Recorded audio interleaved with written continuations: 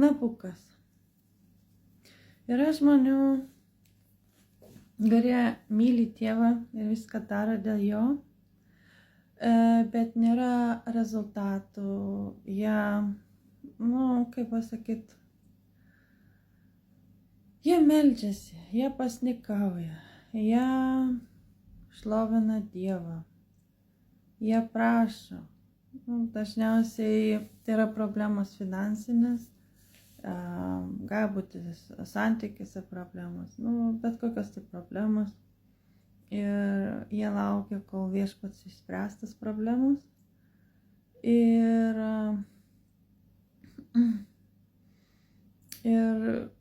kodėl taip yra? Aš pasakysiu priežastį.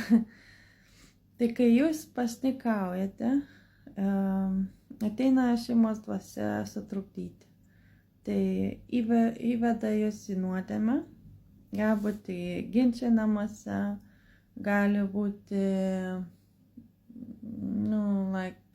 galit sapnuoti, kad mylite sapnuose, gali būti baimė, nerimas, depresija, sunkumas koks tai, jūs, arba pyktis, padidina pyktį jumyse.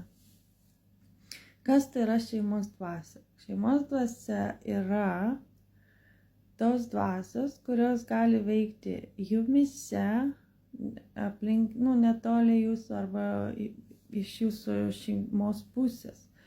Tai yra piktosios dvasios, kurios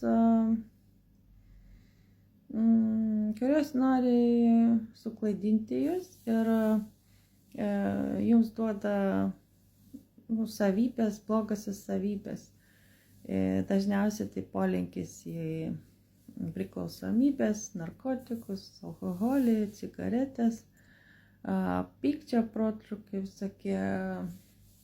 Kai žmogus iš šio iš to supyksta, perdėtas jautrumas, depresija, nerimas, baimė labai dažnai naudojama piktoje, nes žmonės lengvai pasiduoda baimėm, gali trukdyti santykiuose, gali atvesti jum žmogų, kuris jum labai patiko, arba kažkas paima ir pakviečia pasimatymą, kai jūs pasnikaujate, kai jūs negalit valgyti. Tada priešas viską daro, kad jūs valgytumėt.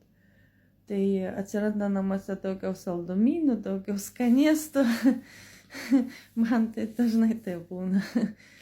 Aišku, aš nevalgau, bet tai vis tiek galbūt geidžiu, padarau geismo nuodėmę ir tos šeimos dvasios trukdo melstis. Tu sakai vieną, tas gali sakyti, gali siųsti abejonės, kaip man vakar buvo, aš meldžiausi ir ta dvasia siuntė vis abejonės. Taip pat, kad vienu žodžiu vos nebejoji. Aš žinojau, kad tai ne aš žinau, kad tai šeimos dvasia ir aš po maldos tiesiog ją išvariau. Bet daugelis žmonių nežino ir tos šeimos dvasios neteina daryti gerą, jos ateina pakenkti tam žmogui, kad jis prarastų Dievo palaiminimus ir prarastų savo likimą.